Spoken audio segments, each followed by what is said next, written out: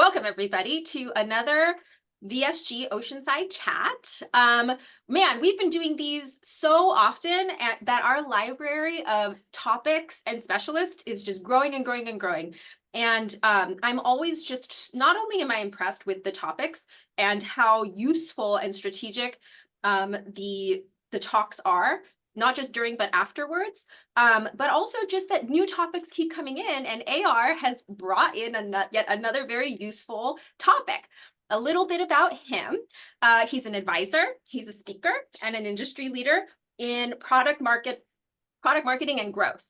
He has over 15 years experience in digital businesses, from engineering to marketing, from product development to growth, and he uses innovative strategies that resulted in hundreds of millions of dollars in new revenue, which I'm sure nobody wants, right? Nobody wants that much money coming in the door.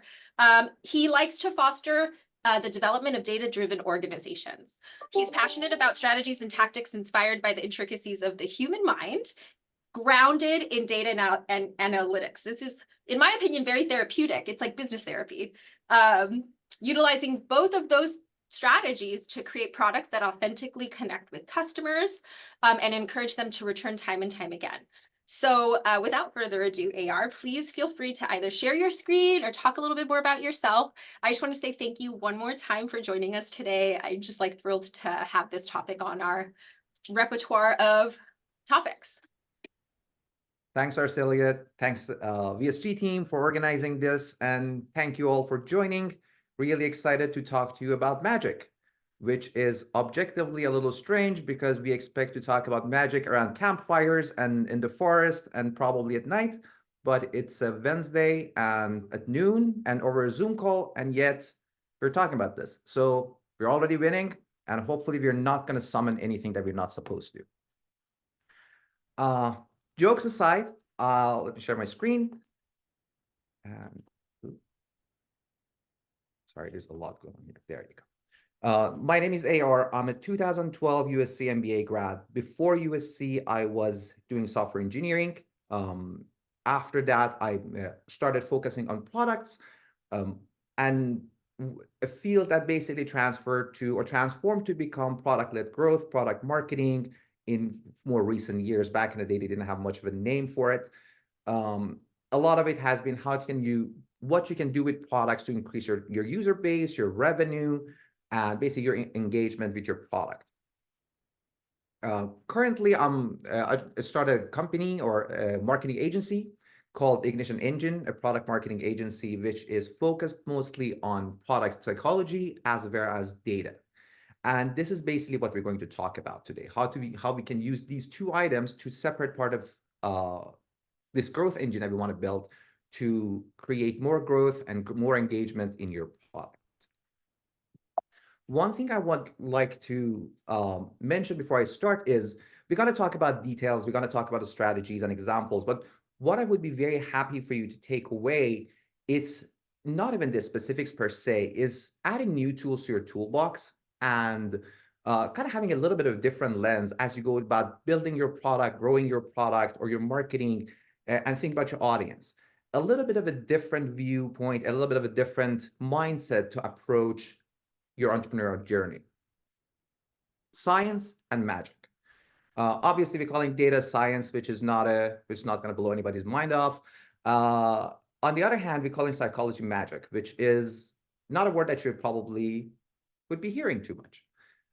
The reason behind this, and there is this concept in the storytelling that the difference between sci-fi and fantasy or technology and magic is the fact that a technology that you don't really understand all the details and intricacies of it, and you can't logically comprehend it, is magic. And a magic that you can technically figure out all the details and logically make sense to you is technology. With that explanation, if you take your cell phone to 1800s, it will probably sound more like magic than technology. Obviously, psychology or human psychology is a science, but it's different in ways from a lot of other sciences. If you think about math or economics or physics, it's very clear how it works. In advance, we can know how would certain things impact a situation.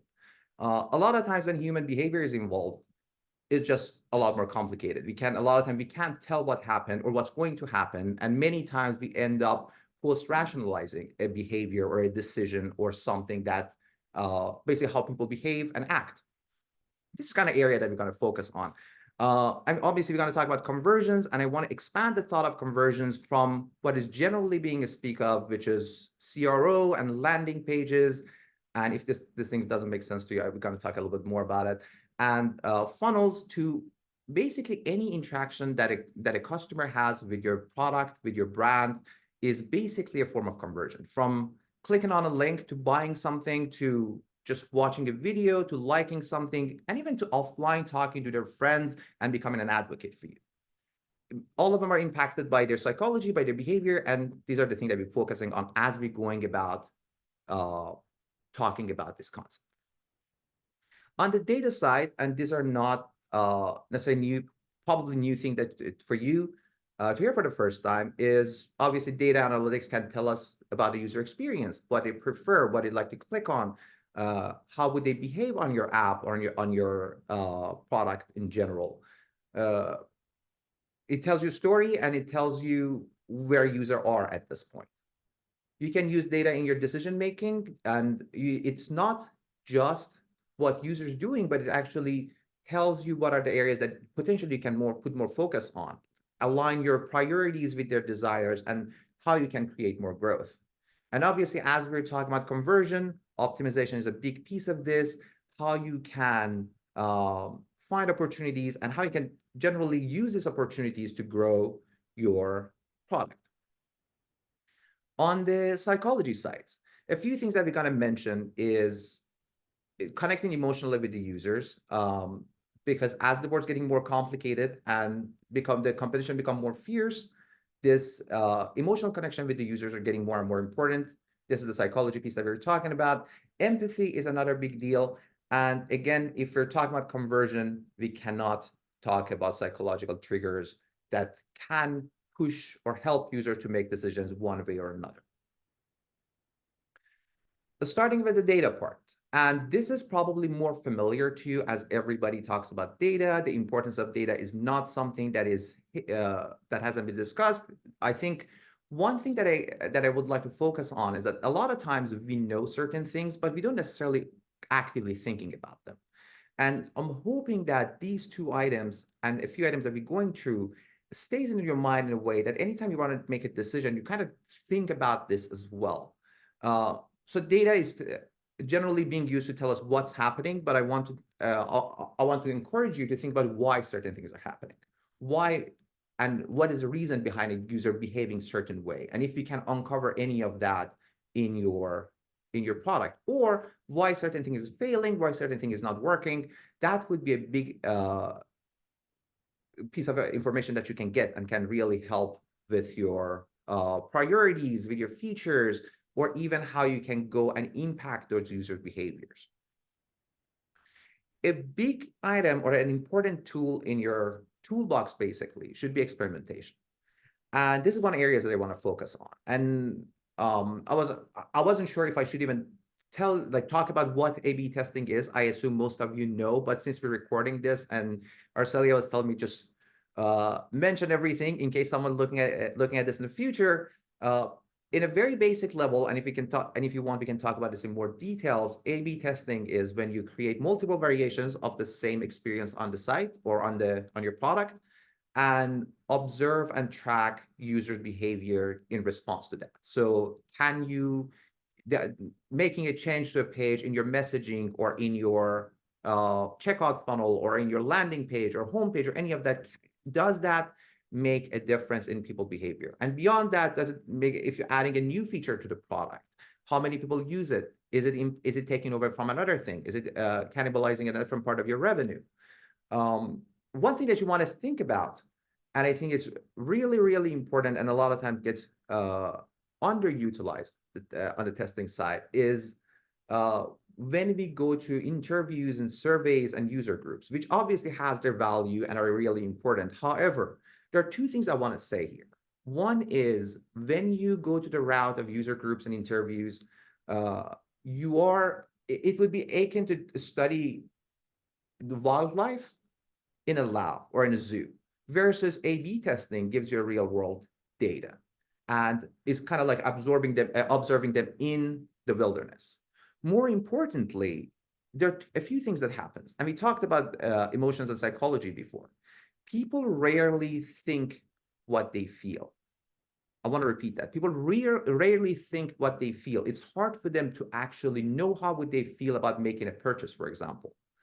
And I give you an example. For example, if you ask someone back in the day that, hey, will you be willing to pay 10 times the price that you would pay for your coffee if we promise put a nice logo on your on the cup? Probably people didn't know what they do, but people, and it wouldn't make sense to them. So what we do in a lot of our decisions being made emotionally, but when we ask people questions, they answer logically. So there is a disconnect there. And also, this not only they don't think what they feel, but also they don't always tell you what they think for a variety of reasons. It could be like they don't want to hurt your feelings, they don't want to sound negative, and also people have the tendency to think, oh well, I might not do this, but there's other people who would do that, and will give you an answer that might not be accurate to their actually from their standpoint. So A/B testing or experimentation in general is a great way not only to improve your conversion, but also to help you guide your product framing, your communication, and variety of different decisions that you're making. A problem that comes into view, and I think it can go from the time that I don't even know what to build. Obviously, I don't have customers to test, or my customers are too few. I just literally had this conversation with someone a week ago that even if you don't have customers and you don't even know what are you actually building, you can make a marketing campaign or ad campaign on social media with different type of framing or different type of messaging, and it may be a landing page. And that's all you need. And you see which version performs better. Is your target audience going to reflect to one pain point versus another, or one kind of messaging versus another? This can guide you even before you start building your product. As you go about it, any features that you want to build, you can test in advance before spending the time to build it. And obviously, afterwards, this helps you optimize and create more value and better engagement and more users and all the good stuff once you build the product or once you build a feature. So if you're not actively testing, you're leaving money on the table, you're potentially impeding your traction, and likely you can build the wrong features. You think you have to build something, and we know that once we build something, we want to make it work. So it would be great if we know what we're building going to resonate in advance, rather than we build something and then try to shoehorn it into the customers. This is a kind of way to even get a real world data before you build specific things in the product. I have a little bit about how to set up and run experiments. I'm not going to go through all that. If you want, we can talk about this at the end, but this is there for just having this. It's not too complicated, and running A/B testing on the basic level is not something difficult. There are a lot of tools to do this, and there's a way to go about it, and I would be more than happy to talk about it. But for now, let's skip that for time. Once you run your test, and it comes to the time that you actually want to use the data that you gather, obviously the hope is we're going to have a statistically significant improvement in one or two key metrics. And by statistically significant, basically means that there has been enough people into the test that what you're seeing is actually real and not noise. You're beyond the point that it could be just few people and not there, and this doesn't mean anything beyond the fact that you happen to see a version that does better momentarily. It's important to look at the variation holistically and not just based on that one metric, because a lot of times improving one metric can come in the cost of another one. A lot of tests fail as you go about it, and by fail I mean that you're not going to produce a winning variation. And that's completely okay, because if the experiment designed properly, you can always learn lessons and understand user behavior from them anyways.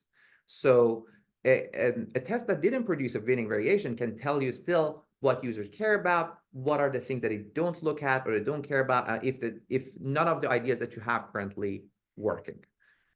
and that can iterate to the next step, and kind of you can take this, go through this journey of trying different things, and kind of they build on each other, and then find the winning variations. It's still very much worth it, because finding a one win in a scenario like this can be 10 to 20% increase in conversion rate, which otherwise you needed to spend 10-20% more on your marketing potentially to achieve. When interpreting the results, try to uncover why again. Like, this is really important for understanding why users make it, why a version wins. And a lot of it comes again in terms of post-rationalization, but understanding that can help you uncover more wins in your future tests. Be careful with correlation versus causation.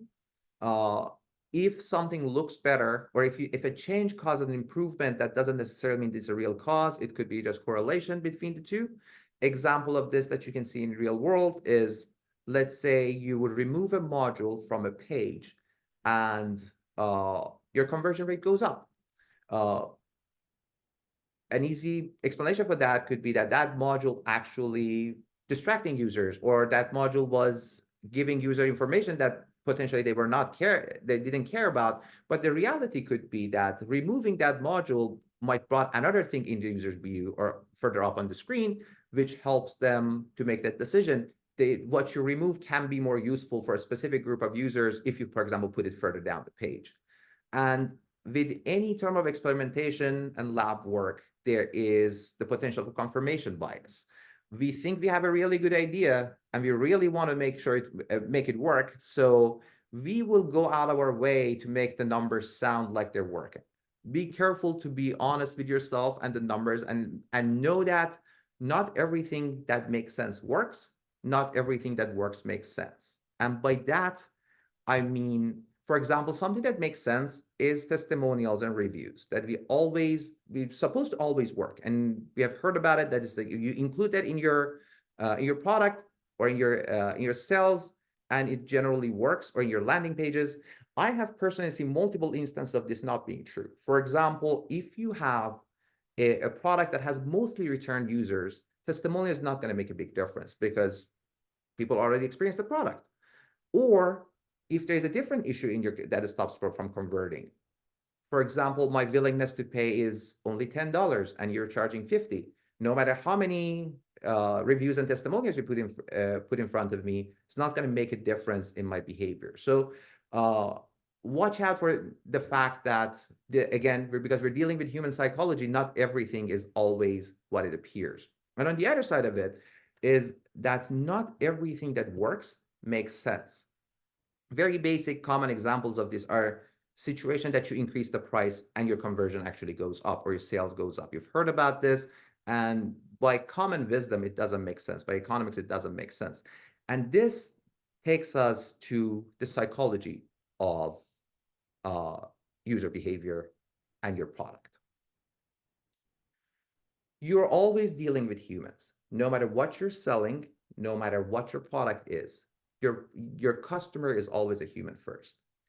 Even if you're selling a highly logical piece of product, a very expensive data solution, which technically should mean that people should make a very logical decision about it.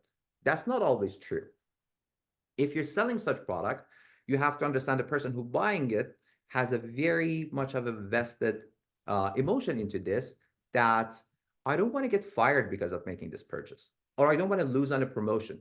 So I have very human emotions to make a purchase that should be 100% logical. It's not just about that your solution is faster or more reliable, had better customer service. Is the fact that I'm thinking, if things go wrong, is this going to get me fired? And if you're competing with a much more known and larger company, this is always something that comes to haunt you, because even if your product is superior, if you're not addressing those issues, you will be suffering because of it, because they don't necessarily make the logical decision. So always start with empathy, trying to understand what your deep user needs and desires are. This is not always the first thing that comes to mind. In a lot of cases, the first answer that we understand, that we think about why people use certain things or want to use certain things, is not the real answer. The purchase could happen for a variety of reasons, and some of it might be emotional and not logical. A lot of times the logic piece comes after the users already made the decision in their mind, and they just use logic to convince themselves that they need to spend this money.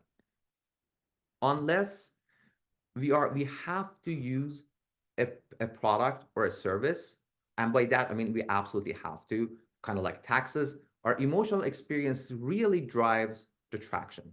And even in taxes, I can talk about the fact I think even that can be improved by using customer psychology, and makes people pay more for taxes, or be less likely to deduct from their taxes and feel better about paying it. I think it's just not, no matter what you do, there's a big human piece into building your product and understanding your customer.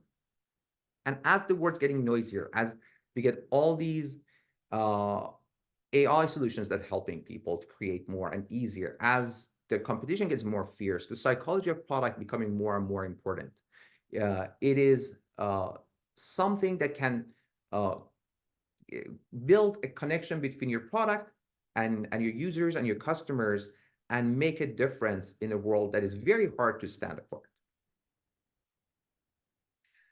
I included this and basically talking about psychology, about how to communicate and frame your product, is because almost all the time I see entrepreneurs or product that have a very hard time communicating their product to their customers, to investors, and they're unsure how to phrase it or unsure how to explain it in a way that creates better traction. As we mentioned, testing is a great option, but the struggle is real. I'm sure some of you have dealt with this. It's very difficult for you to get people as excited as you are about your product, or get people to actually take out their credit card and pay for something that you know there is value to it. The chances are you are actually the worst person to describe your product, because you just simply know too much about it. A phenomenon that's being called as they're generally called curse of knowledge. The more you know, and this is particularly really important to more technical founders. If we know too much about the technology and we're too excited about the technology to understand how to say it without too much noise for users to understand. This sentence is not going to solve your problem, but the big idea here is find your unique value and try to communicate it as simply as possible. As you can imagine, you should try to remove as much details as possible before it sounds generic. So if you can say it in 3 sentences, don't say it in 4. If you can say it in 2, don't say it in 3. Remove as much as you can before it's just become a generic piece that doesn't mean anything. Another piece is that potentially could be as difficult or even more complicated is using concrete language to make that communication and framing. Again, these are the things that you can easily test using what we talked about before. And by that, we've been using a language that is visual and relatable, because most people are not thinking conceptually. This is the reason behind a lot of startups, and you'd think that you probably have heard a lot, that this is an X for Y. This is TikTok for sports, for example. TikTok is very tangible to us. We know exactly how it is, and the moment you say that, people can imagine it visually. Versus explaining what TikTok is, if it was not such a thing, would have been much more complicated. So I have some examples here. I'm not going to go through individual ones, but again, there's some examples here to look at and kind of try to think about what we mean by simple and concrete language. The next piece about your psychology, and again, we're going through all of these things, and I would like to, what we take away from this, these are the things that are available to you. And while a lot of them might not be new information, hopefully it becomes something as you go about your day and you go about your journey, building the products, building your marketing campaigns. You're actually thinking about this actively when you're trying to make a decision about how to explain your product, how to connect with your customers. We know that we are wired for stories, and we feel a lot more connection. We absorb information a lot better through stories, and but how we should tell the story.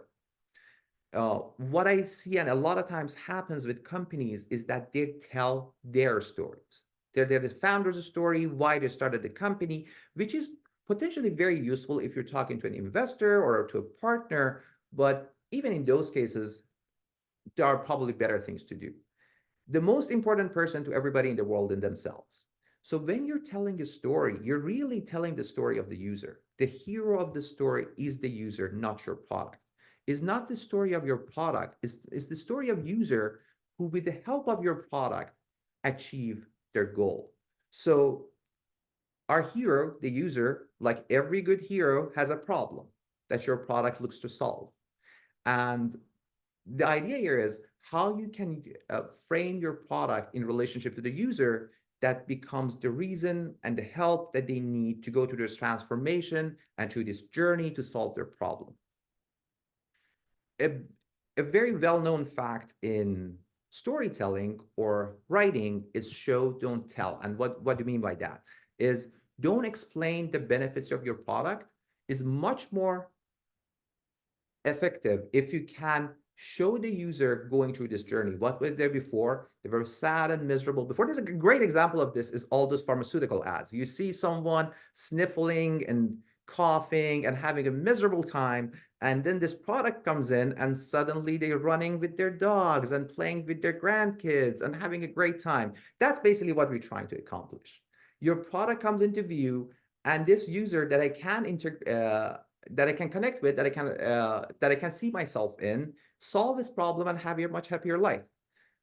Very effective way to do this these days is not going the direction that has been traditionally been and through production, is to use actually users telling stories and user generated content. If you can interview your users in a really interesting way or in creative ways and put it on social media, trying to show that change throughout the time through using the product. Again, even if the product is not necessarily something B2C and it's B2B, we all start from the same place. We have a problem that is bothering us, makes us sad. And now find a solution and going through this transformation. And emotionally, now I'm feeling so much better about my life or about my specific problem. I would be amiss if we're talking about conversion as probably the main reason that you thought what you would be, which you thought you would be hearing today is psychological triggers, that each of them could be probably a source of a presentation, but we're going to mention a few of them that can be valuable. And just again, a few things in your toolbox. Scarcity and FOMO is what you see when you have limited time offers or only 3 left. You have flash sales sometimes. You have timers on landing pages that you see. These are the ways that basically try to make the user make the decision now and then and not leave their computers, because once they left, there's no saying that they will come back. Social proof, we talked about testimonials, showing number of likes and share on a piece of content. For example, if you think about you're watching a video on social media and you're thinking about sending it to your friends, you will feel a lot better about sending it if you see hundreds of thousands of people liked it versus this video has only 20 likes. You will be thinking, if I send this, am I going to look stupid? So all of those things kind of giving you clues that you have to make certain decision, or it's a lot easier for you to make certain decision. Creating fate lines in real world, you see clubs and restaurants do that, and that's a way to provide more social proof to potential customers. Power of free, providing things for free for people creates opportunity for them to spend more. And a great thing here is using things like free ebooks or reports or blueprints to collect emails. If you're trying to collect your emails for your customers, which you probably should, this is a great way to do it. Now, these days, it's all over LinkedIn. Many years ago, and I can tell you, this is not even about the content as much. Obviously, the better the content and more relevant the content, it's more useful. But something that is not even as important. This is a personal experience. I was working for a company, and they had a newsletter, and we just offered a free printable calendar, basically a PDF file, and our email capture rate went up by 25%. This is a printable PDF in 2015, probably. Nobody needed to print it. Nobody needed a calendar. Everybody had calendars with them. But it's still the fact that you get something for free is very exciting to people, and they like to do that. So if you can find an option to do this, and the better, and I think things has changed a little bit, so not everything gonna work, but if you have creative things to do this here, it's a great way to collect email. It's a great way to start the conversation and user journey from your users. And obviously, this guy on the sales side, this is very closely tied to reciprocation. You've heard about why car salesmen give you water. If anybody who's think about sales, these are the things that always talked about. Oh, they give you water, or they give you candy, and now you feel more likely to listen to them, or feel more likely to purchase from them. Again, kind of related. Online, you can't give people candies and water, but you can give them potential digital goods that cost you nothing to produce or very little to produce. A little bit more advanced psychological trigger is things like endowment effect, which at very basic level, we can call it like see the examples of personalization. When something starts learning you, you're less likely to abandon it. The Netflix personalization algorithm and the fact that it knows you and gives you what you like, it makes you more likely to stay on, and it makes you more, it provides potentially more value in your mind about the service. Anchoring is what you see in pricing a lot. When you have something for $70 and it's slashed off and it's $30, you've heard about this again. This is not a very uncommon thing. Decoy effect is basically the reason that the three-tier pricing is so common. And by that, the decoy effect basically means you introduce a third option that's almost nonsensical, because nobody should get that. But the only benefit of it is that make a second option, potentially a more expensive option, more valuable. I recently saw this at I think at a newspaper, or I don't know, Economist, or one of these places. I don't know exactly which one was it, but they had a digital subscription, paper subscription, and digital and plus paper subscription, which digital and plus paper is the same price as paper. Let's say digital is $5, paper is 12, and digital plus paper is 12. Obviously, nobody going to just get the paper. It doesn't make sense. But now with that kind of pricing, you feel like you get a deal out of the combo item. And a thing that cost the company almost nothing, because people are still going to the website anyways, but they kind of herd people into a more expensive item. Curiosity gap is basically what we have in clickbaits. Curiosity gap is when you give users or customers enough information to pique their interest without giving the final results. You see a lot of this, and I'm not saying you should make clickbaits, but you see a lot of them in the clickbait side that he was going home at night. You can't believe what happened later, or whatever, something like that. It's an easy way to solicit action and coming back from the user. Cliffhangers is what the obviously TV shows and movies use. Same goes for if you're making content on social media, breaking the content into multiple pieces and making people come back to see the next item, basically, or next piece of content. Bring them all together, and this is what we basically all these two different sides of growth is, on one hand we have data and experimentation, and on the other hand we have psychology. How we can bring them into bring them together and create kind of strategies that helps you to grow their product. AR, can Yes. we pause, since you're shifting into kind of like the next round of bringing data together, just to see if there are any questions from the group? I've been writing down some of my questions. I just wanted to make sure that if anyone has any questions for that first kind of half of the information, that you guys get an opportunity. I'll start by just saying, you know, I'm going to work backwards just because of the things you said last. So for instance, with the curiosity gap, does that work also in fundraising, like getting first meetings? Or does that work against you? Because for instance, I know that in some cases, you know, investors want you to send your pitch deck ahead of time. And so this has been like a hotly debated subject here at the garage, where it's like, do you send them like a super pared down version of your pitch deck? Or do you send them your full pitch deck? Because what, you know, like what's better? So I mean, just wondering about the curiosity gap and with investors, do you have any experience with that? Very good question. I think, again, like investors are human too. So absolutely, if we can do it right, I think it absolutely works. I probably think, and it really depends on if can you bring a very abbreviated version to really pique the curiosity, because if you do that, you had a very good chance for a response.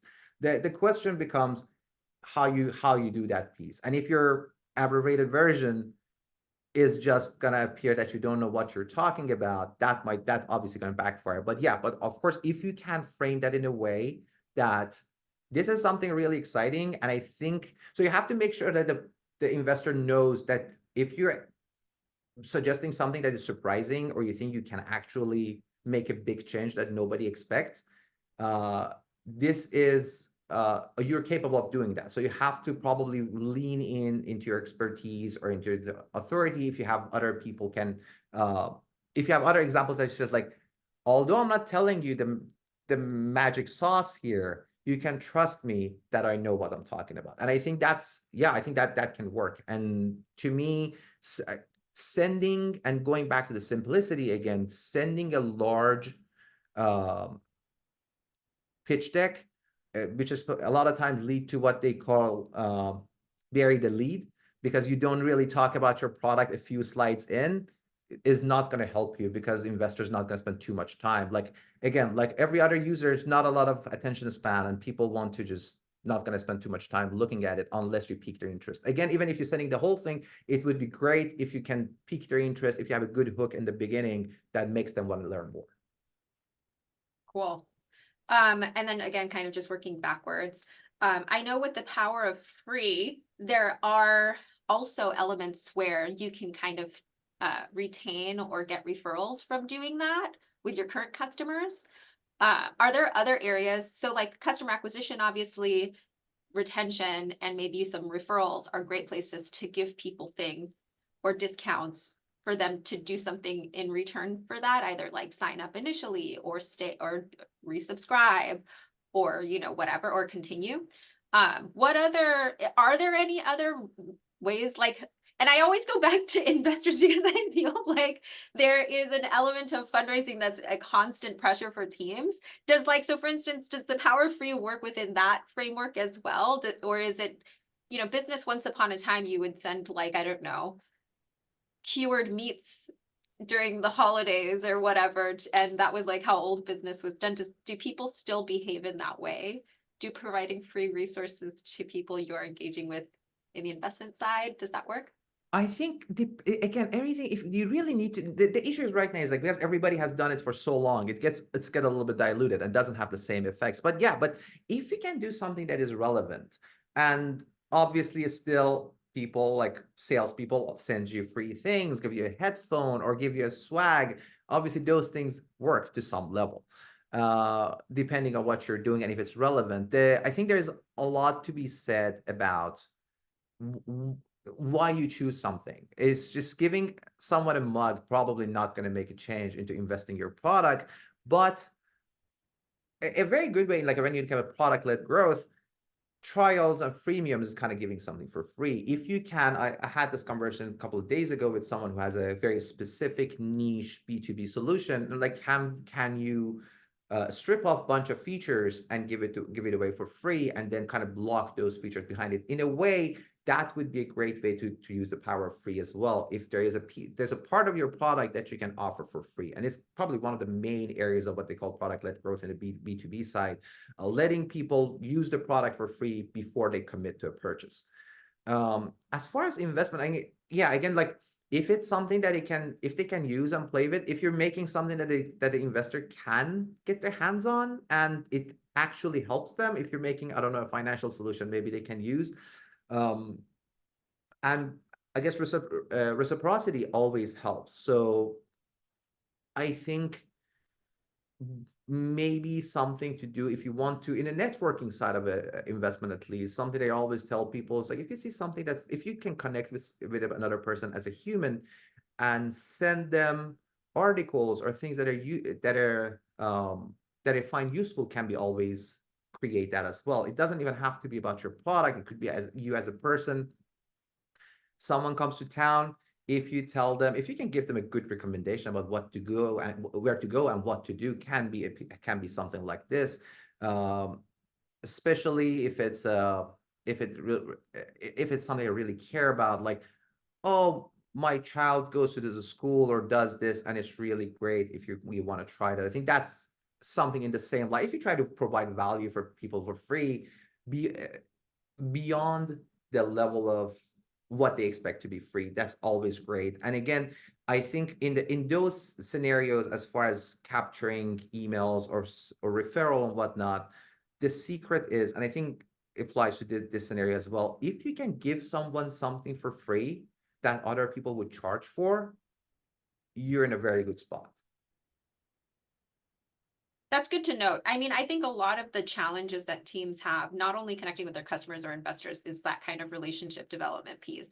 And I know it's sometimes easy to overlook these like very simple strategies of like reciprocity or the power of free. But I think like especially for technical founders, I feel like it's important. Another thing that you mentioned was the user is the hero. And I feel like with hardware teams, that's so true, because the way that they highlight their product, especially on their webpage or even in their deck, is just like the thing that they built, you know, and it's at the center, and it's like devoid of the customer or whoever's using it.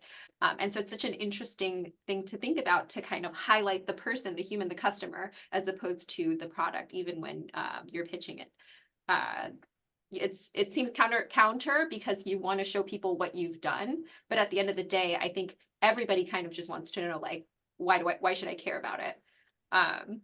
Which takes me back to kind of like the curse of knowledge. So do you think, and I don't know if this is something that you have like a very strong opinion about, but do you think generative AI could help tech founders who struggle with the curse of knowledge to simplify their messaging?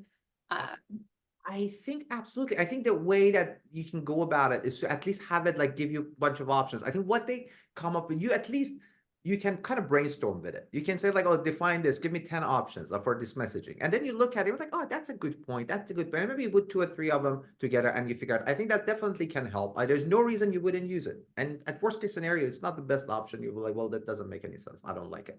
But I think you definitely should do that.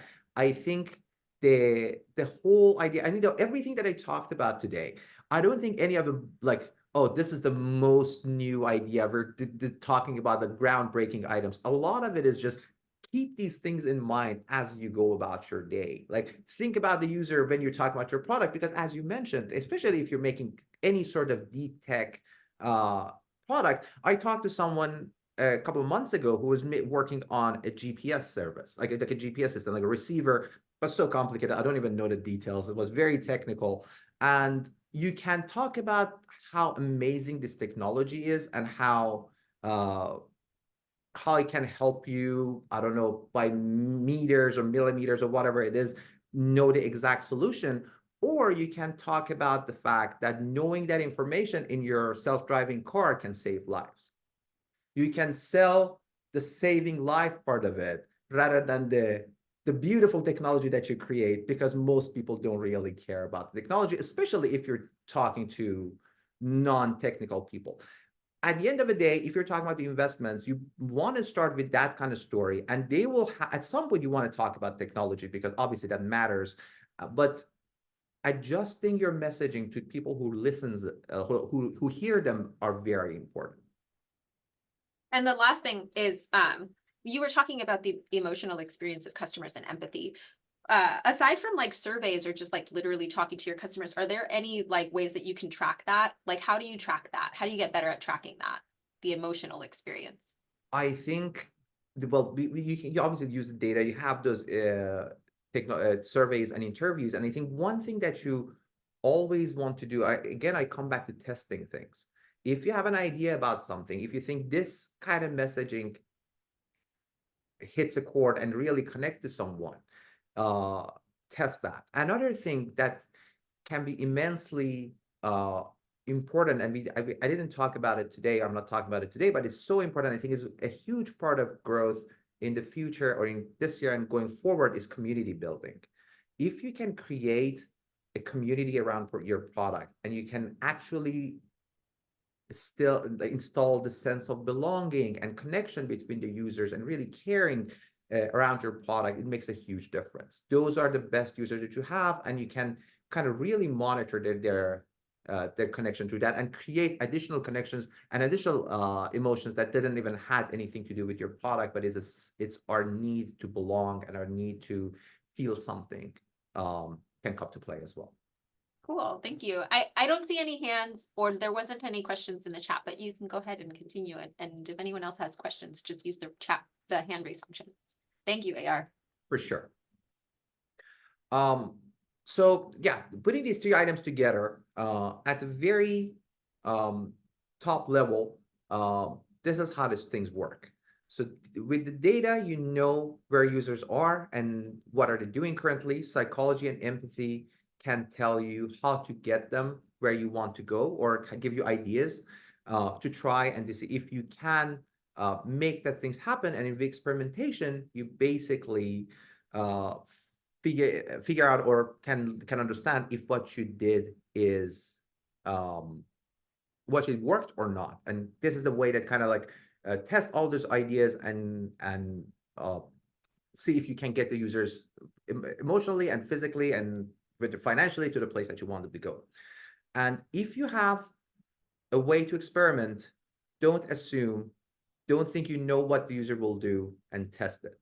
Again, going back to that, I think experimentation is the biggest thing that I want to focus on here if you want to use data for your growth and for your product. I have a few examples of this kind of like all of these things working together, or a couple examples. Duolingo is a great example of using a lot of psychological techniques along with testing, a lot of extensive testing on their product. They're from monetization strategies and notification strategies. That's obviously something that everybody should be testing, to things like habit formation and gamification and emotional connection that they created with literally the owl. And if you miss something, the owl's going to be sad, and you don't want to see the owl sad. So it's actually creating a face for your product that actually can help. Again, all of these are not something that necessarily apply to every product, but things that you can keep in mind. Creating this personalized path in your learning can create that endowment effect. Having a lot of social proof, pointing out that you haven't finished the task. All of these things are kind of using human behavior and human mind in a way that can really impact your behavior, and kind of building those into your product can make a big difference. The other item would be Netflix. A big issues, and a lot of that comes in terms of conversion and engagement of users, what they call paradox of choice. Basically giving people too many options so for them to be able to make a choice.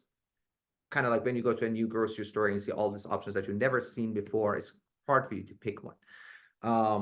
And again, this is an example of something that most people know about, but there's abundance of these kind of issues all over the internet. Being able to continue watching with very limited frictions, sorry, typo,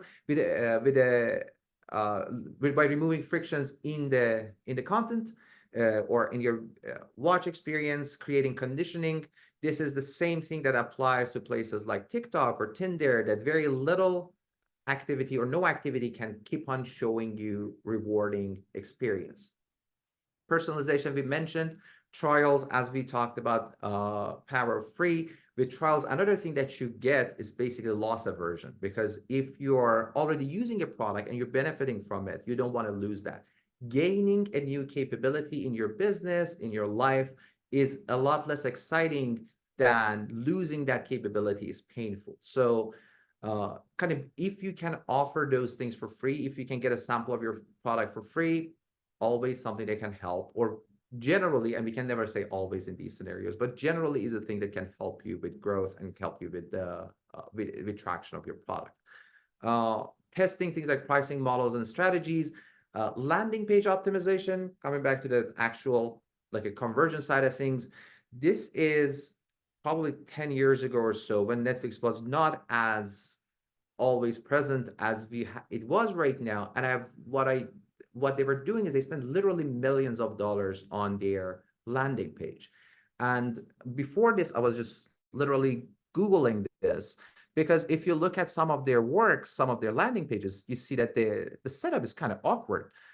This is not how people do their living room.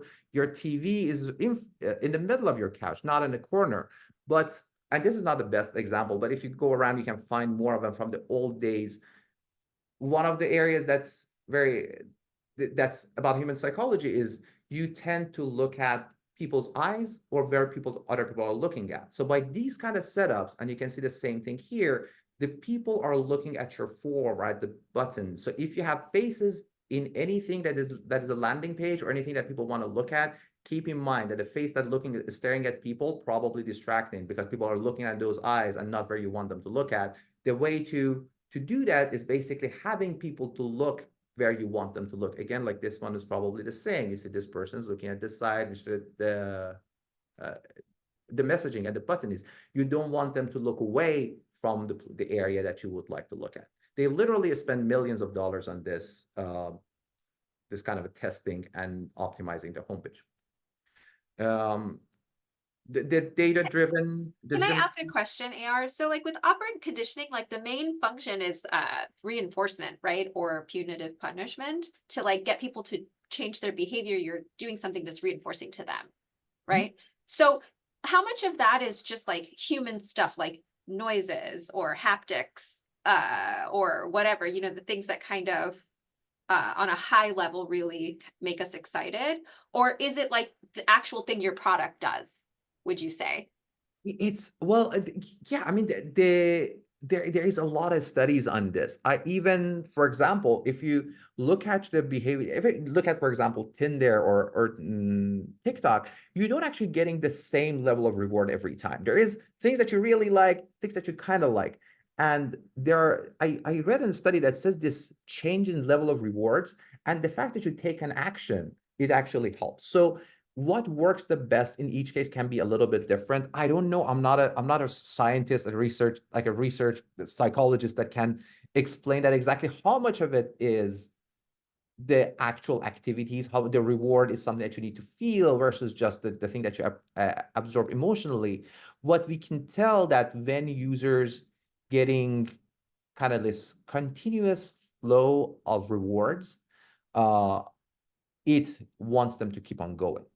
And it could be super addictive like social media or somewhat addictive like Netflix.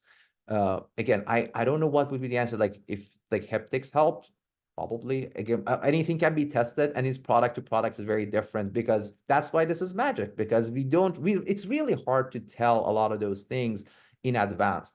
And a lot of them, once you do that and you see if it works, you can kind of rationalize it and say, oh, this is why this is happening. I don't know if I answered your question. This makes sense. I mean, it does. It's just, it's almost like, where do you spend your time trying to create these kind of conditions, right? These operant conditions. Are you spending it in like in these areas that are kind of nebulous, but psychology has proven them to work?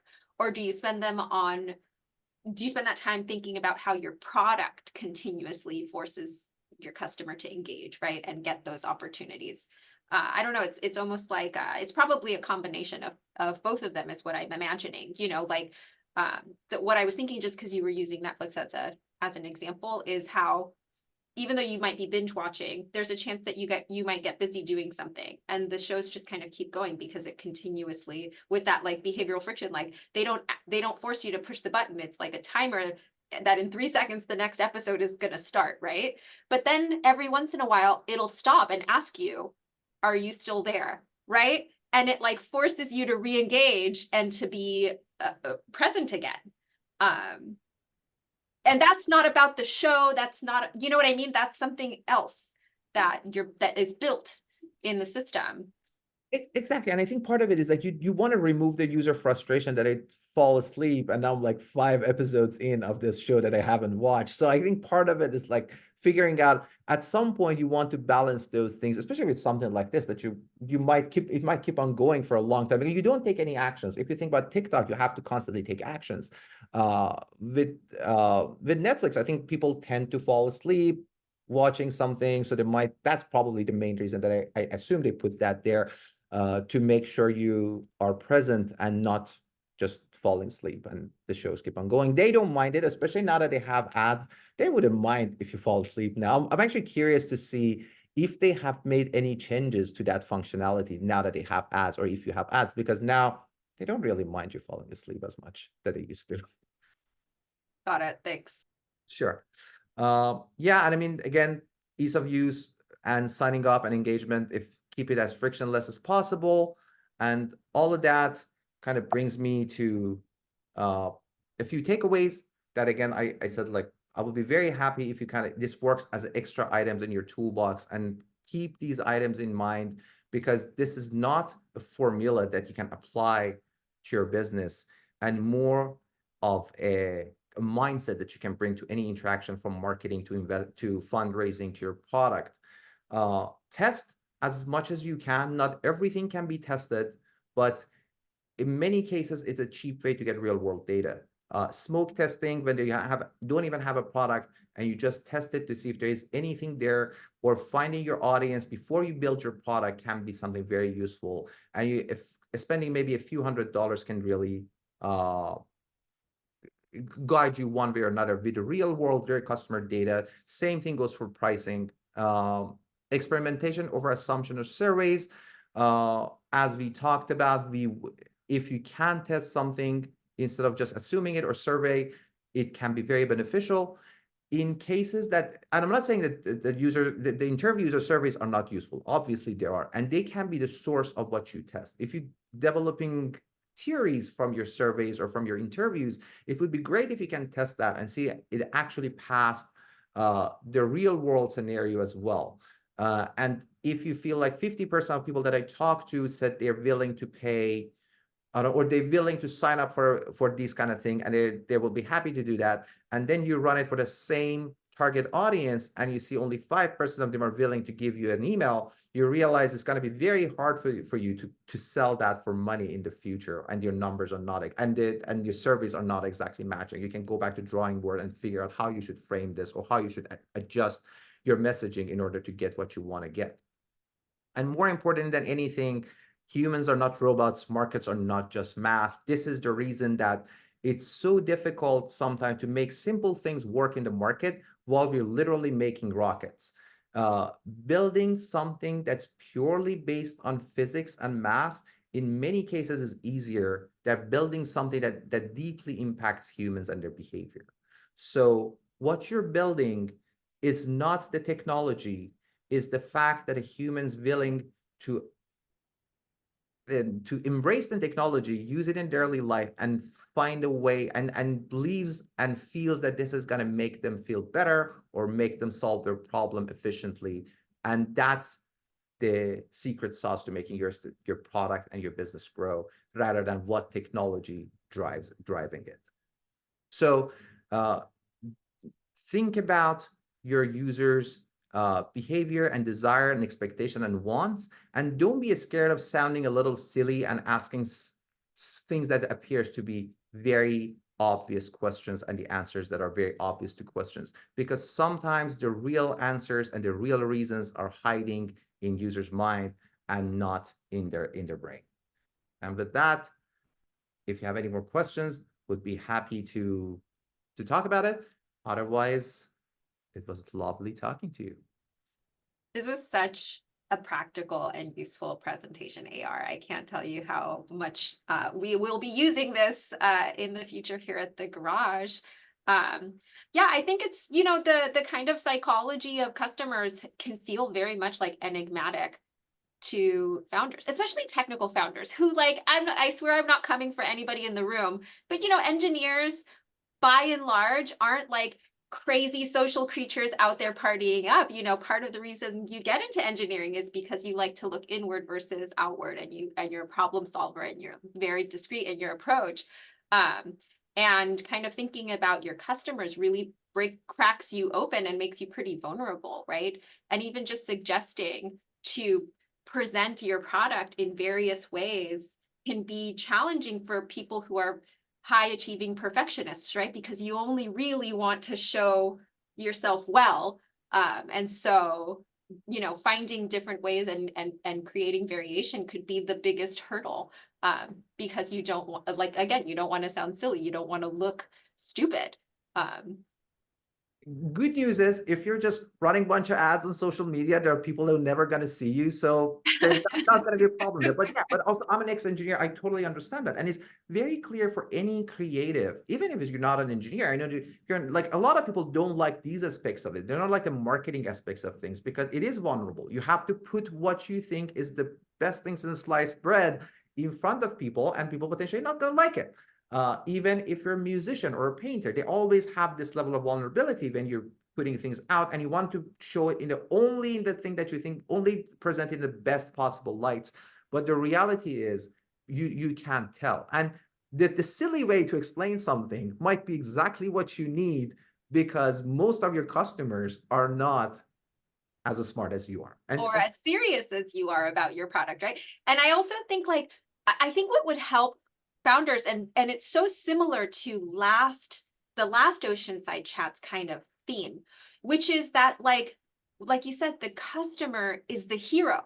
You're so often as a startup founder, I don't know, I don't think like it's ego is a big part of it, but you are a little bit like you're drinking your own Kool-Aid. You've decided that what you're doing is the best thing ever, and this product is your baby, and you become the center of that universe. And I think that by removing yourself from that and really making the customer the center of the universe, it kind of makes it easier to be foolish or to talk about things in a way that isn't representative of you, because it's now you've completely removed yourself from the equation, right? You've completely removed your product from that equation. So I think like that could be the North Star for a lot of these people, is just to, again, kind of remove yourself and your product from the center of the story and just place your customer there and talk about it from that perspective.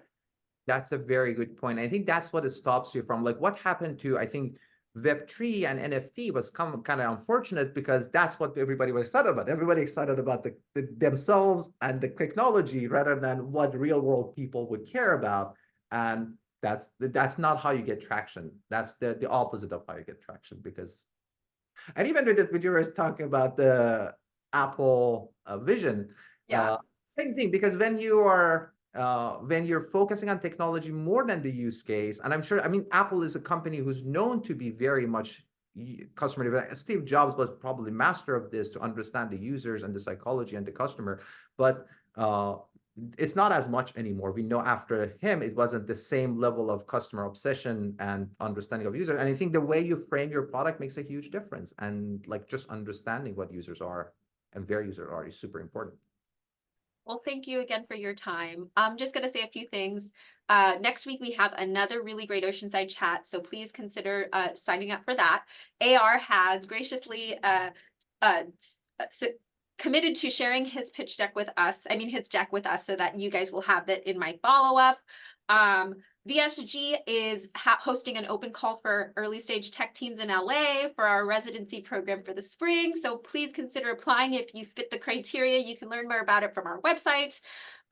We also have a virtual space cohort that we are building. Talking about community building, we're at the earliest stages of building this community for dual use case teams that have space applications. And so because it's still early, I would like for teams who do have technology that work within that framework to just email me. And yeah, AR, we're going to get you. I say this to all of our speakers, especially to the dynamic and very useful ones, which you are. We're going to get you again. You're going to come and do another Oceanside chat. Talk about magic. Here's my witchcraft. You will return to us. But thank you for your time. I know we went a little over. Thanks everybody for joining, and hope to see you next week. Bye, AR. Thank you. Take care. Bye-bye.